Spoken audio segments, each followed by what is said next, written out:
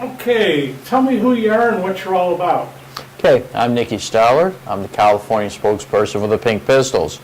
The Pink Pistols is an LGBTQ inclusive self-defense group. We came into existence in 2000 because of the issues of hate crime violence. Myself, I got involved with the Pink Pistols in 2005. I've been a spokesperson for the Pink Pistols since 2007, and we're about promoting the human right of self-defense for everybody. Now, you say for everybody, I'm not gay, I'm not transgender, I'm none of those things. Am I welcome as a member of the Pink Pistols?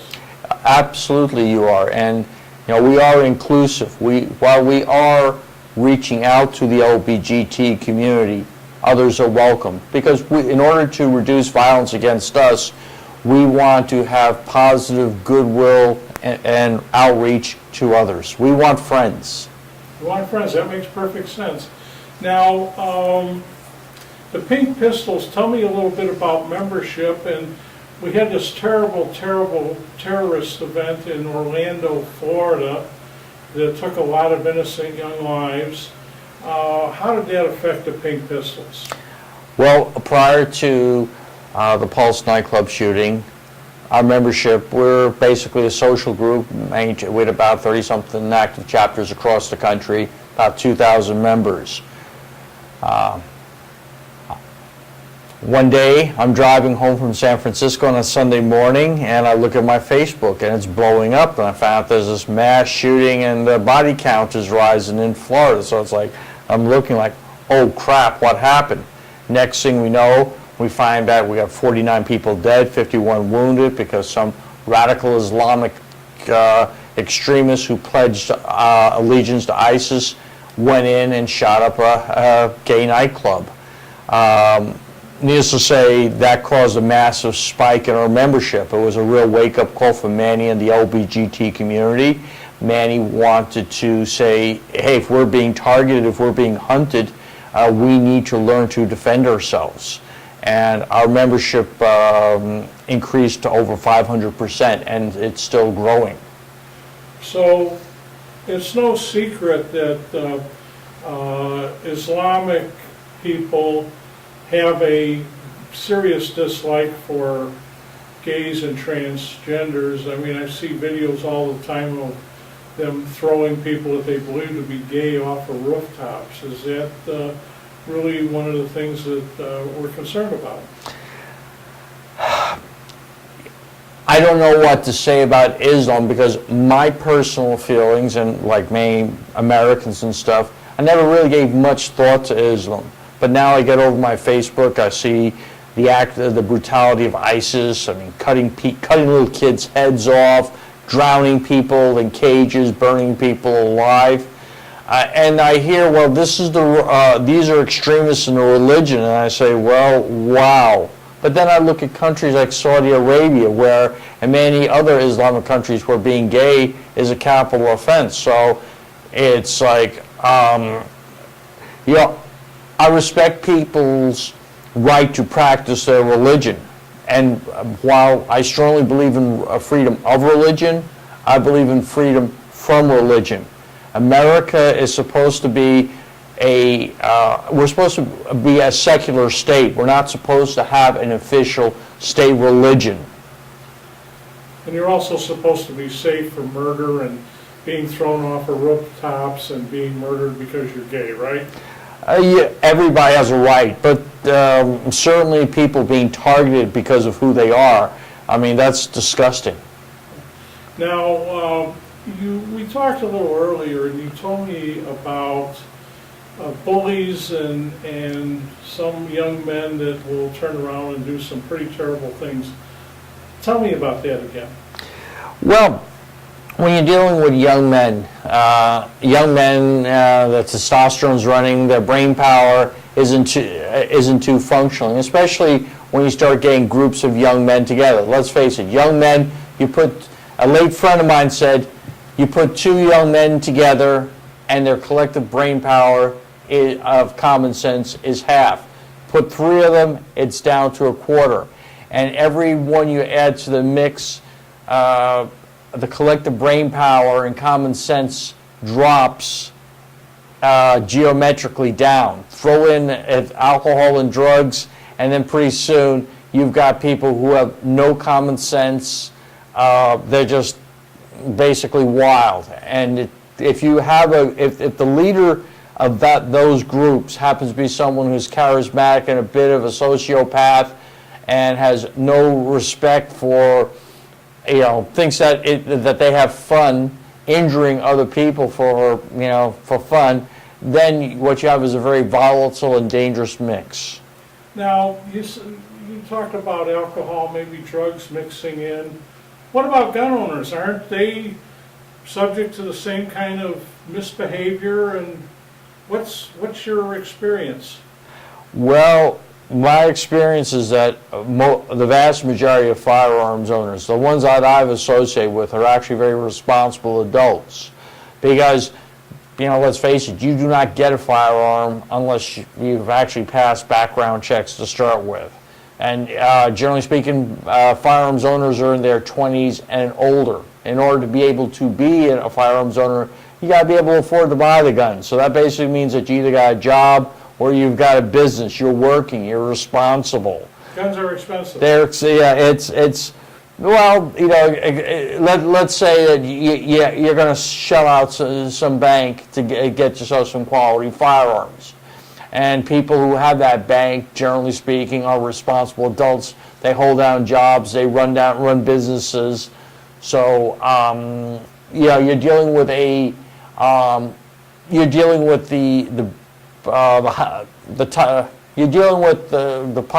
you look at the population demographic, you're looking at the most responsible people in the country. Now, you say that, but I'm wondering, what are the statistics to back it up? Now, John Lott, I've talked to him many times. Professor Lott wrote that book, More Guns, Less Crime, and apparently that seems to be the case. But what we're finding out is the states that are requiring permits, now there's a whole bunch that are not requiring them, but the states that are requiring the permits are keeping statistics.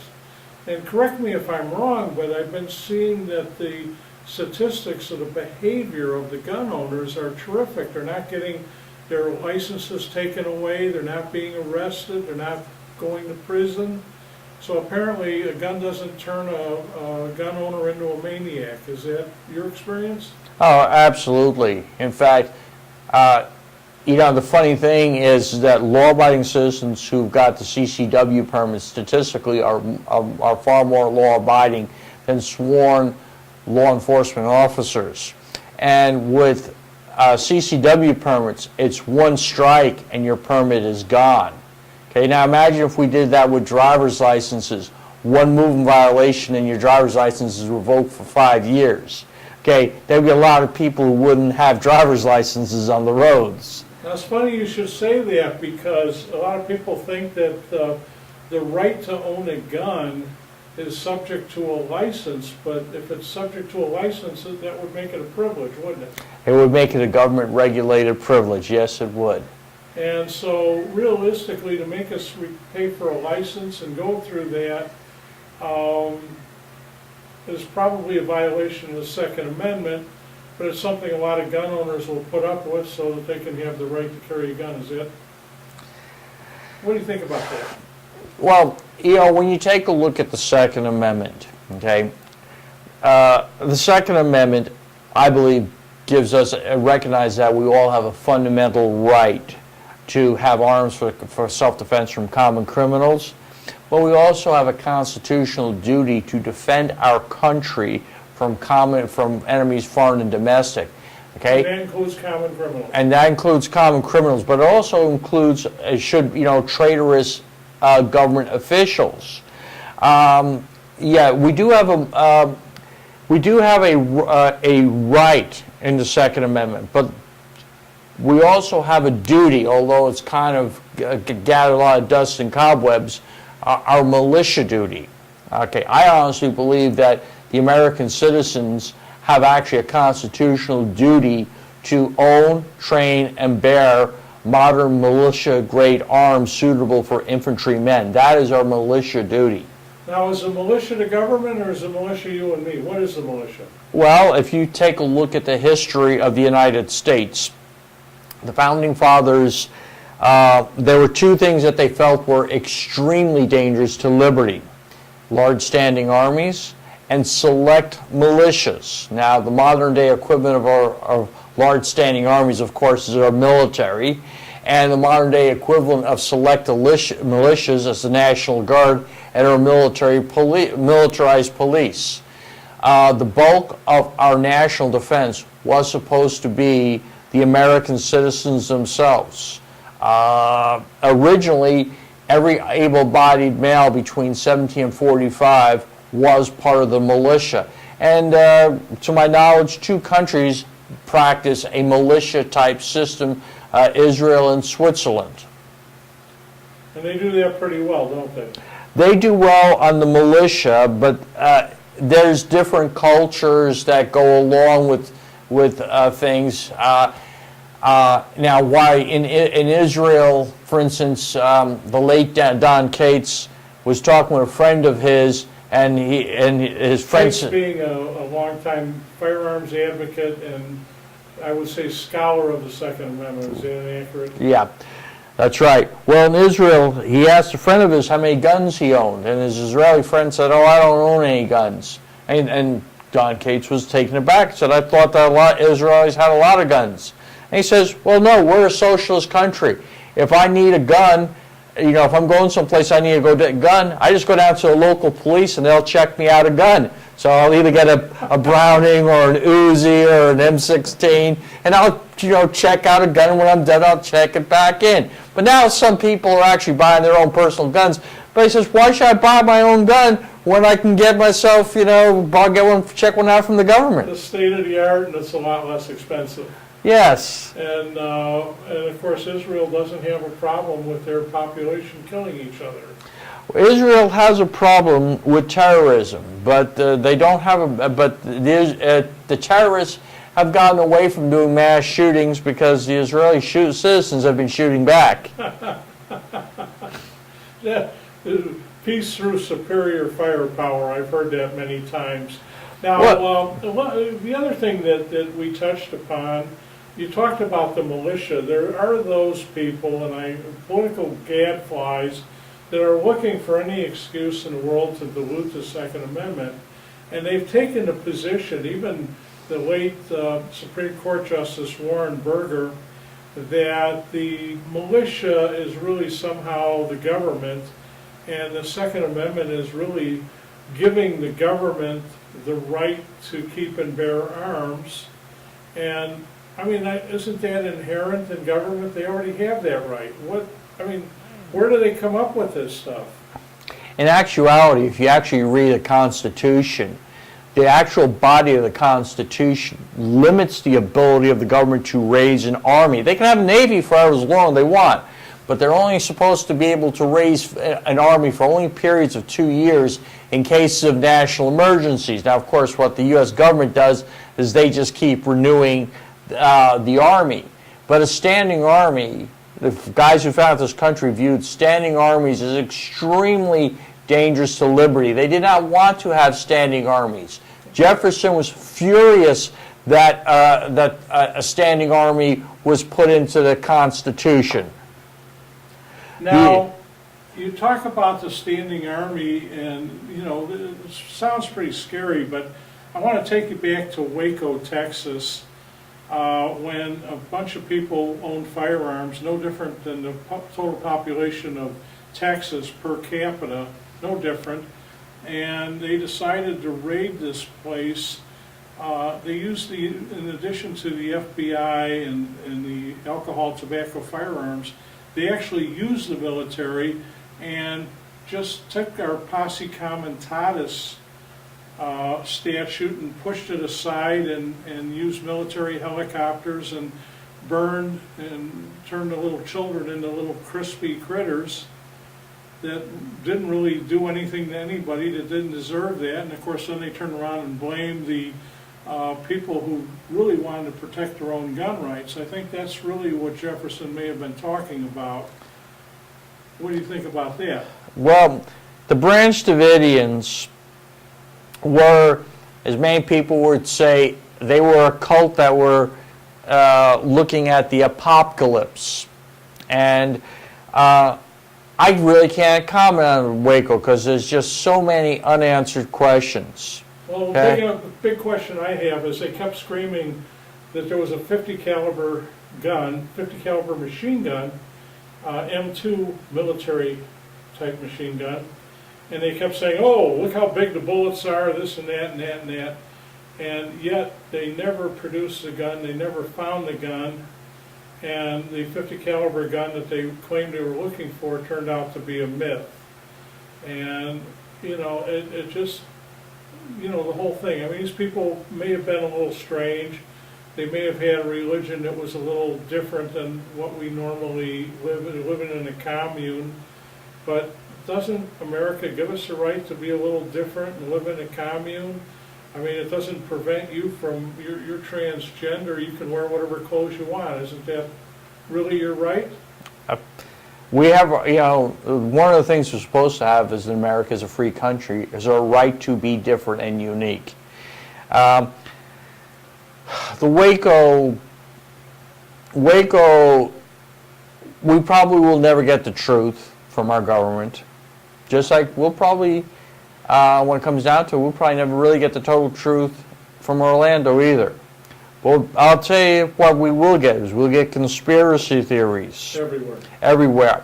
And Timothy McVeigh, one of the motivations of Timothy McVeigh for blowing up the Oklahoma City building 2 years later was revenge for Waco. So our government indirectly was responsible for payback. And, you know, the one thing we need in our government is we need, our government officials, okay, they're not our rulers. They're our servants. They're supposed to be responsive to us. You know, the whole thing, well, you know, we don't know if we want transparency. Transparency should be a given.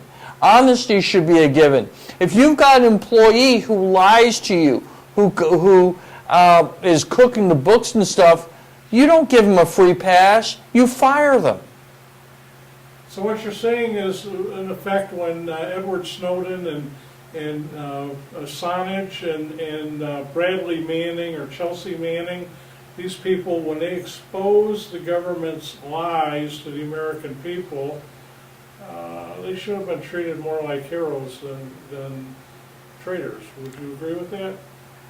I don't know all the facts of all the cases of what they did. Of course, the government is saying that these individuals jeopardized national security. And, well, what they should have done was go through, channels and stuff. But, let's be honest here. I mean, that's a joke. The channels are corrupted. Our government is out of control. So what you're saying is it's like one of Al Capone's bagmen going to Al Capone and saying, oh, this is terrible, and that's supposed to solve the problem, and that's exactly what would happen if you went up through the chain of command, if you were Chelsea Manning or Edward Snowden. I mean, no matter what, it would have been swept under the rug. Is that the fair statement? Yes. And if we trust government, I think we're making a mistake. Would you agree with that? Yeah. I like many Americans, I have no trust in our government. And it's sad because when I was a young child, I grew up in New York City. I had a lot of respect for police officers. It's like I was a little kid and I'd say, hey, there's Officer Mike. And then in the 1970s, we had the Knapp Commission in New York. We found out that more than half the detectives in the Special Detective Division were on the take with heroin dealers. It's an interesting thing. Particularly Democrats, they have made every law in the world that they can make against gambling, prostitution, and drugs, and yet they are the biggest corruption money makers for the people engaged in the activity because they can raise their prices. The people who are getting paid lawyers, judges, cops, and it just opens the door for so many horrible things that are much more evil than the vices themselves. Would you agree with that? I absolutely agree with that. I believe that, I don't condone the vices. I don't think that gambling and prostitution and drug abuse are good things. As you wear a Las Vegas t-shirt. As I wear a Las Vegas t-shirt, yes. Hey, Sin City. Hey, there's a place up there called Front Sight. I'm sure you've been there. Yes, I'm a patron member. Oh, that's pretty good. So Front Sight, for those people that don't know, you can actually rent a machine gun. 2 and 4 day courses. Wow, and so you can really get into guns big time over there in a safe way. Yes, okay. The thing that may not be safe is the hole burn your wallet. It does cost money. That's the thing. But it is fun. So what is the bottom line at the end of the day? What is the future of America, where it seems that our population, they know nothing about their rights, duties, and responsibilities, nothing about it, but they know absolutely everything about the Kardashians. Are we in trouble? We are in serious trouble. Okay, and there is going to come a big correction. And when the correction happens, people's lives will be epically disrupted. But ultimately, I think that America will rebound and will come back stronger than ever. Now, it's funny that you say that. It's almost like saying doomsday stuff. But I can't help, I study history. History is important to me, and since the beginning of civilization, we've had Holocaust after Holocaust after Holocaust. We have peace for a while, things are good for a while, hell breaks loose. Are we learning anything from history? Well, what happens is that you get one generation that'll fight a serious struggle. They'll remember maybe the generation, their children, maybe a generation after that. But when things get good, people get complacent. And then what happens is that after a few generations, people forget the past. And the criminals and opportunists take charge of the government, corrupt it, and then you ultimately have a death penalty that has gone wild where the government starts killing people. Is that a fair statement? Well, it varies from different societies and different power groups. Obviously, the people who are in power want to they will keep the people happy that keep them in power. But once people become useless to them, and particularly if there's crisis, then the whole power of government will turn on them. That's why people who want big government, the government that provides everything is the government that can take everything. Okay? Big government is great until it turns on you. Then it's very bad. Democracy is great until you are a targeted group or individual.